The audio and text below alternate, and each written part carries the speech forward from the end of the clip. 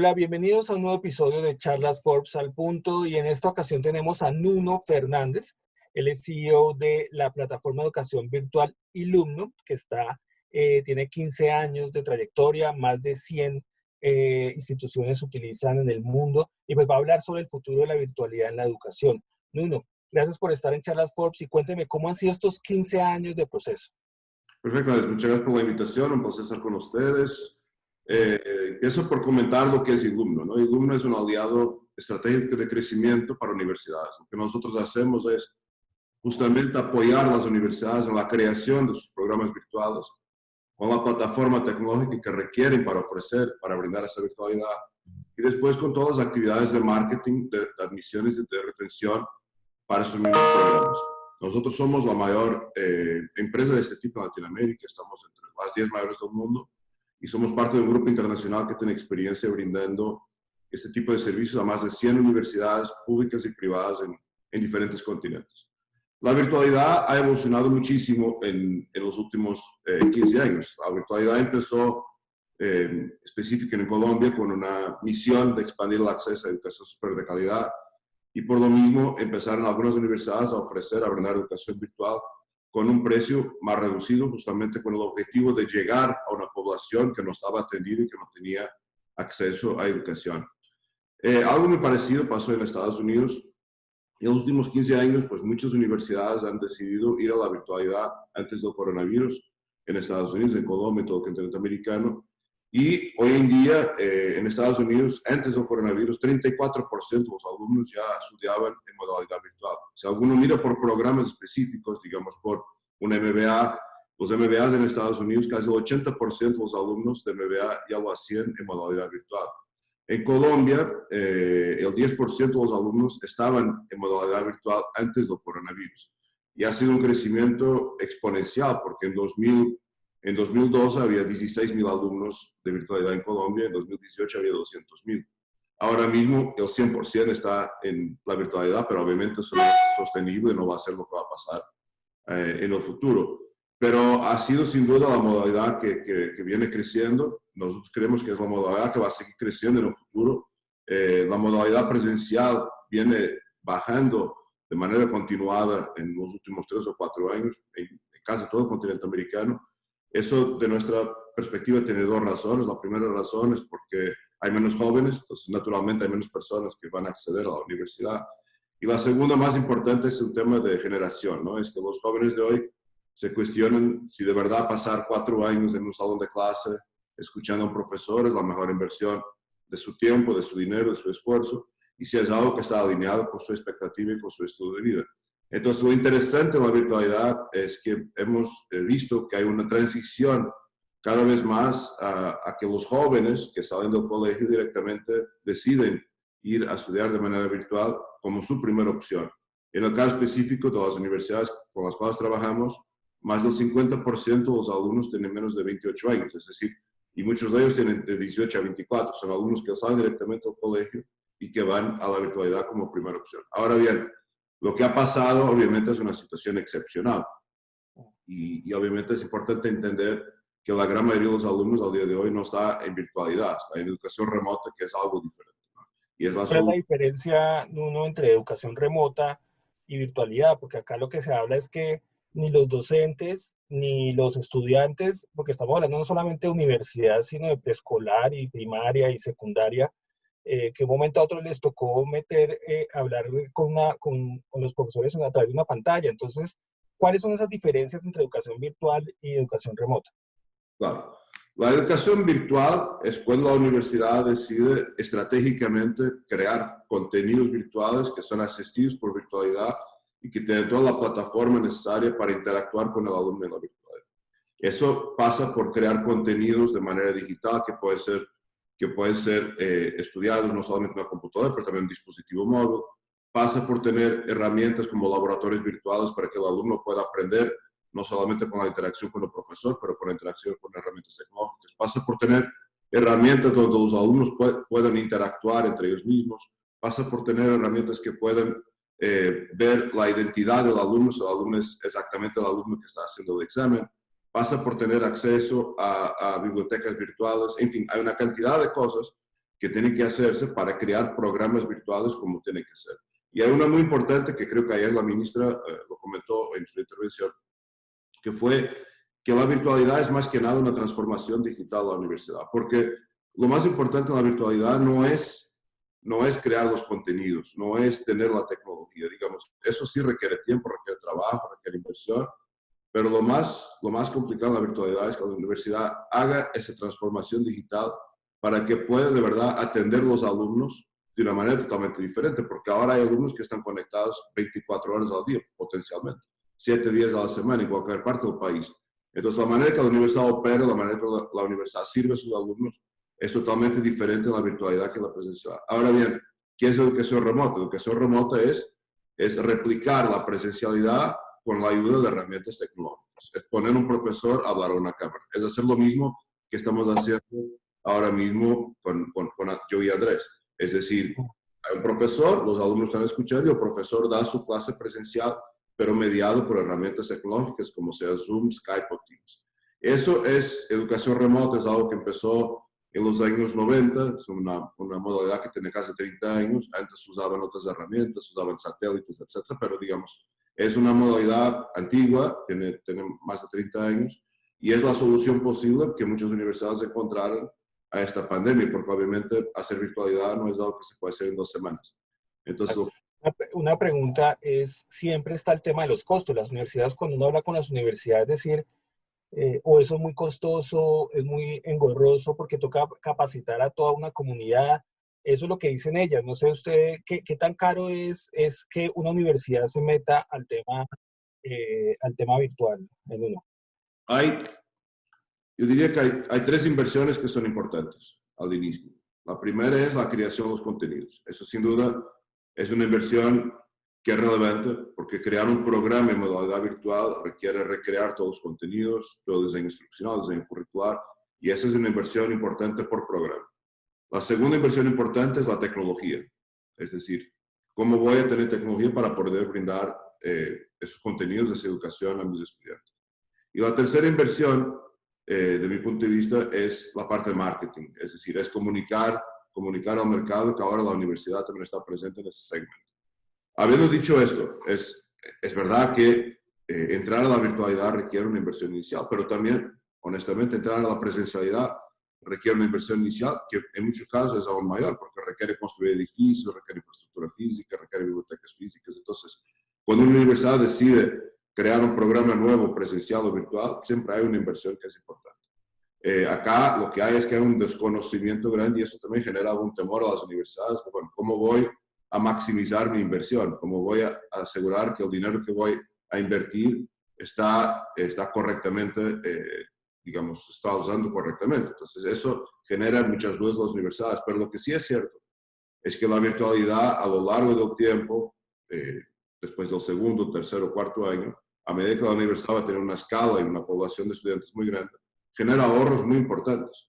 Y la virtualidad es, sin duda, mucho más rentable que la presencialidad para la universidad.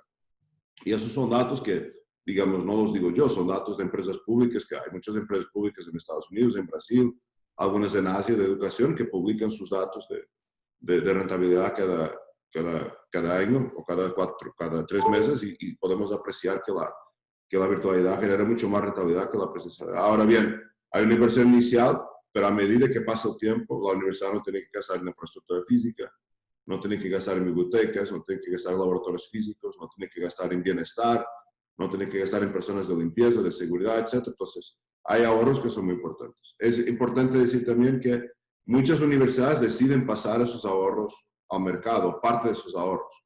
Y esa es otra razón por la cual la educación virtual es más económica que la presencial, porque muchas universidades deciden desde su misión, desde sus valores, de pasar parte de sus ahorros a los estudiantes y de mi punto de vista muy bien, porque lo que están haciendo es dando acceso a más personas. Acá los profesores un poco están diciendo que no estamos preparados para el tema de calidad educativa. ¿Cómo garantizar que haya calidad educativa con educación virtual? Es decir, ¿cómo estamos? Primero, ¿cómo se garantiza? Y segundo, ¿cómo está Colombia y Latinoamérica en ese tema puntual de calidad? Porque una cosa es yo interactuar con una plataforma y otra garantizar calidad de profesionales.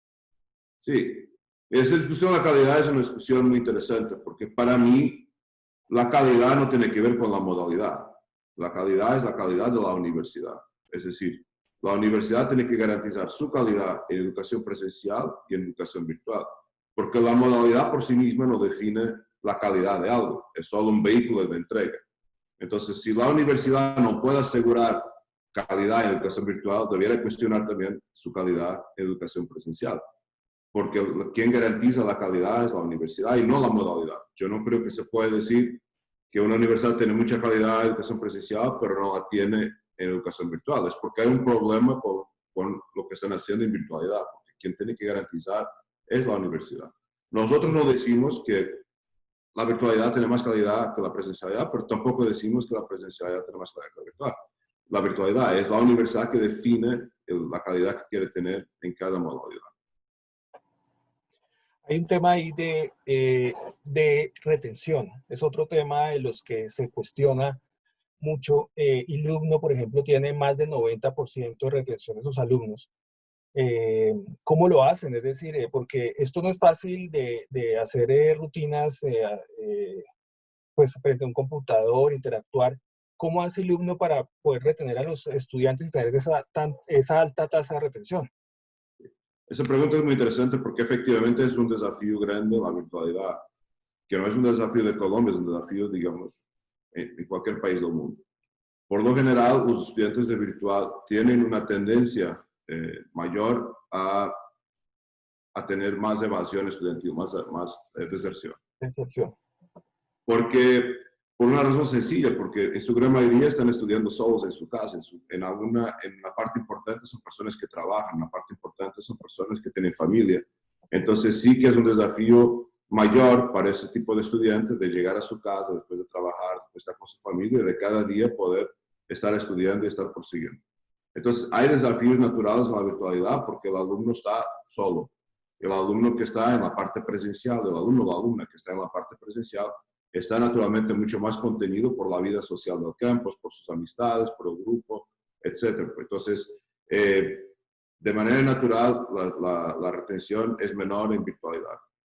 Y ese es el punto que yo comentaba hace unos minutos, que la universidad tiene que estar preparada para hacer una transformación digital muy profunda, porque el mayor desafío de la virtualidad no es entregar los contenidos, pero es atender y sostener al alumno. Es una manera de interactuar muy diferente con el alumno.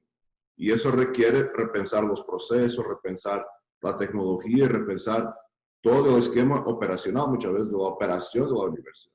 Entonces, lo que nosotros trabajamos desde Ilumno es trabajar con la universidad justamente mapeando el camino del alumno desde su ingreso hasta su graduación, entendiendo cuáles son los puntos más críticos, entendiendo cuáles son las variables que más pueden afectar, entendiendo cómo es su comportamiento y intentando estar presente en esos momentos que llamamos los momentos de la verdad, esos momentos que son momentos donde el alumno decide, bueno, voy a seguir o no voy a seguir, intentar tener estrategias específicas para apoyar a lo largo de ese camino hasta su graduación. Ahora, cada vez más la tecnología está permitiendo hacer eso de una manera mucho más personalizada y mucho más eficiente, porque al final del día, que el alumno siga o no siga, o la alumna siga o no siga, es una mezcla de diferentes variables.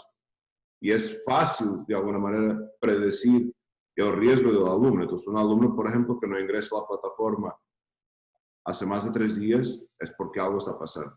Un alumno que tiene de manera continuada malas calificaciones en sus exámenes, pues algo está pasando. Un alumno que por alguna razón no pudo pagar o llevar atrás en su pago, algo está pasando. Entonces, cuando nosotros ponemos esas variables en un conjunto, es posible identificar el riesgo de deserción de Andrés comparado con el riesgo de deserción de Nuno y identificar cuál es la razón por la cual Andrés tiene más riesgo que Nuno y tomar medidas específicas y personalizadas para Andrés. Y es lo que estamos haciendo ahora cada vez más con herramientas predictivas, con herramientas de AI, de Machine Learning, para poder predecir de manera individual de todos esos miles de alumnos con los cuales trabajamos, pero para predecir de manera individual cuál es el riesgo de cada estudiante. Y eso honestamente solo se puede hacer con la tecnología. Eso que mencionan uno es muy interesante. Ustedes de 15 años de trabajo, 15 años de data, ¿ustedes qué conclusiones sacan sobre los hábitos de estudiantes y de docentes No sé, si me puede dar algunos datos como grandes del comportamiento con estas plataformas de virtualidad. Bueno, nosotros somos una empresa de operaciones de servicio educativo, entonces nosotros tenemos una obsesión muy grande con datos. Ujú. Pedimos muchas métricas, muchos KPIs, como llamamos internamente, ¿no? Yo diría que tenemos datos en tiempo real, más de 300 datos en tiempo real que estamos midiendo de manera constante, que tienen que ver sobre la operación comercial, la operación de servicio, de cómo apoyamos a nuestros clientes. Eso tiene que ver con la generación de prospectos, la conversión de los prospectos, el potencial de cada prospecto de se convertir en un programa, cómo apoyamos a nuestros aliados para maximizar esa conversión, cómo apoyamos a nuestros aliados para maximizar sus inversiones de marketing. Y una vez que el alumno está acá, cómo apoyamos a nuestro aliado para que el alumno prosiga hasta su graduación. Es interesante porque nosotros lo que hacemos es pasar muchos datos y intercambiar muchos datos con nuestros aliados, justamente para que ellos puedan entender también qué es lo que puede mejorar en la operación de la universidad. Porque obviamente la retención universitaria es un factor de muchas variables, pero muchas de esas variables sí son controladas por la universidad.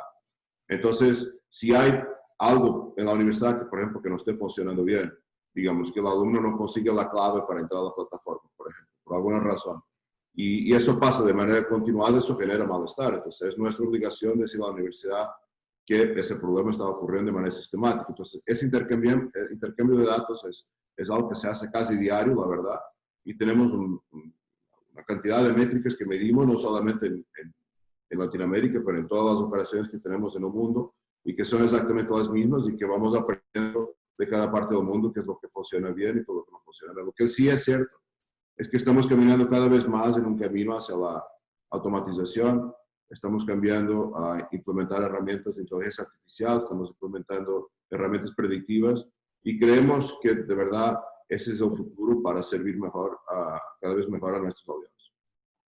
Pero ya para empezar a cerrar esta interesante charla, no sé si me puede contar, digamos, qué recomendaciones da para los estudiantes que están en el día a día con la virtualidad en estos momentos de COVID o que la universidad le están presentando como un plan de virtualidad. ¿Qué recomendaciones hay para que yo asuma me adapte rápidamente a estas tecnologías? Bueno, mi recomendación sería que el estudiante tenga la mente abierta y que entienda que a lo mejor la virtualidad es algo que le va a servir, que le va a poder ayudar para otras cosas. La virtualidad tiene una gran ventaja que es la flexibilidad, donde el estudiante puede estudiar, pero puede también trabajar, puede emprender, puede hacer otras cosas que no requieren su presencia física en el campus cuando está estudiando. Ahora bien, hay muchos estudiantes que van a decir, ¿sabes qué? Yo prefiero estudiar de manera presencial. Y eso está perfecto, porque nosotros no creemos que la presencialidad va a desaparecer de ninguna manera. Lo que sí creemos es que la virtualidad va a crecer de una manera importante como ya venía creciendo. Yo personalmente creo que en el año 2023 el 30% de los alumnos en Colombia van a estar estudiando de manera virtual. Al día de hoy es el 10%, pero hace 6 años era el 1%. Entonces, ese crecimiento se viene dando y creo que se va a venir dando cada vez de manera más acelerada. Y para los estudiantes, yo digo que deben ser exigentes con sus universidades, deben exigir que sus universidades les brinden buenas herramientas, les brinden buenos contenidos, pero también tener la mente abierta y ver que la virtualidad les permite tener otras opciones de flexibilidad que a lo mejor la presencialidad no permite. Lo mismo es válido para los profesores. Hay un concepto equivocado que la docencia peligra con la virtualidad. Pero yo creo que es exactamente al revés. La labor del profesor sigue siendo muy importante y en algunos casos mucho más importante en la modalidad virtual, justamente por lo que veníamos hablando, de la retención estudiantil. El profesor es un elemento clave en la retención y en la contención del alumno. Entonces, yo creo que para los docentes es una oportunidad muy buena también y la virtualidad ofrece la posibilidad de llegar a más estudiantes. Esto a la vez genera más ingresos a la universidad y es una cadena donde todos pueden salir ganando. Entonces, yo creo que la virtualidad abre muchas puertas para el alumno, para el docente, pero no significa que tenga que ser que la presencialidad va a desaparecer de ninguna manera. Al final van a estar las dos presentes como en todos los sectores de economía que hay en el mundo al día de hoy. Bueno, ¿cómo lidiar con las brechas que hay entre países de acceso a Internet? Que eso es muy importante, digamos, que solamente hay una población casi élite que tiene acceso a Internet en su casa y tal, cómo lidiar esto en la virtualidad. Bueno, nosotros tenemos datos del Banco Mundial, justamente hace pocos días lo estaba mirando, y sí es cierto que todavía hay una población que no tiene acceso a Internet con calidad. También es cierto que el acceso a Internet, no solamente en Colombia, pero en toda Latinoamérica, viene creciendo de una manera bastante importante. Entonces, habiendo dicho eso, en nuestro modelo de virtualidad de los aliados de Ilumno, por lo menos en el modelo actual que tenemos con los aliados de Ilumno, ellos tienen centros de servicio universitarios en las diferentes regiones del país. ¿Eso qué significa? Significa que un estudiante que no tenga acceso a Internet en su casa, por ejemplo, pues puede ir al centro universitario, al centro de servicio universitario, puede descargar sus contenidos, puede ir a su casa a estudiar y regresa después en un par de días, en una semana, para hacer la nueva actualización. Entonces, la plataforma permite de alguna manera estudiar offline, siempre y cuando el alumno tenga acceso, aunque sea de manera esporádica, a Internet. Entonces, el alumno puede conectarse un día, puede estudiar un par de días, puede regresar. Pero yo creo que el problema de Internet es un problema, obviamente todavía que está presente, pero a lo largo de los años, y creo que no mucho tiempo, 2, 3 o 4 años, el problema va a ser cada vez menor. La última pregunta. El gobierno plantea un modelo de alternancia, es decir, que los estudiantes vayan algunos días a presencial y otro clases remotas de alguna manera. ¿Usted cree que eso se complementa o es virtual o es presencial? ¿Eso hay un complemento ahí, como lo está viendo el gobierno? ¿Cómo ve usted esa alternancia? Y ese modelo ya existe en algunos países, en Estados Unidos existe, en Brasil existe, se llama modelo blended o híbrido o mixto, hay diferentes nombres, ¿no? Pero al final, yo creo que ese modelo tiene muchos beneficios siempre y cuando sea una elección del alumno. Yo creo que el alumno, a medida que se va moviendo en el tiempo, cada vez más va a estar en esta dualidad presencial-virtual, es decir, no va a ser ni 100% presencial ni 100% virtual, como la gran mayoría de las cosas de nuestras vidas, ¿no? Es decir, a veces yo voy a una tienda física, a veces yo voy a una tienda online. A veces yo tengo un problema de salud, puedo ir al hospital, pero cada vez más también puedo usar aplicativos que me permiten hacer un diagnóstico y hablar con doctores que incluso están en otras partes del mundo. Entonces, la vida de cada uno cada vez más tiene esta dualidad presencial, virtual, y creo que la educación va a ser exactamente lo mismo y que el alumno va a poder decidir, bueno, esta materia me gustaría tomar de manera presencial, esta materia me gustaría tomar de manera virtual. Esa flexibilidad yo creo que va a llegar en los próximos años y creo que hay otro fenómeno que va a llegar que es muy interesante, que es la personalización de la educación. Y nosotros creemos mucho en esto, yo personalmente creo mucho en esto, que es que con la tecnología, con la virtualidad, lo que va a pasar es que la educación va a ser cada vez más personalizada, más hecha a medida de cada persona. Porque, por ejemplo, yo puedo aprender de una manera y Andrés puede aprender de otra manera. Yo puedo ser más visual y Andrés más auditivo, para dar un ejemplo, ¿no? Entonces, ¿por qué tienen que ser los contenidos iguales para Andrés y para Nuno? No tiene sentido, porque Andrés debiera maximizar su aprendizaje de una manera y yo debiera maximizar mi aprendizaje de otra manera.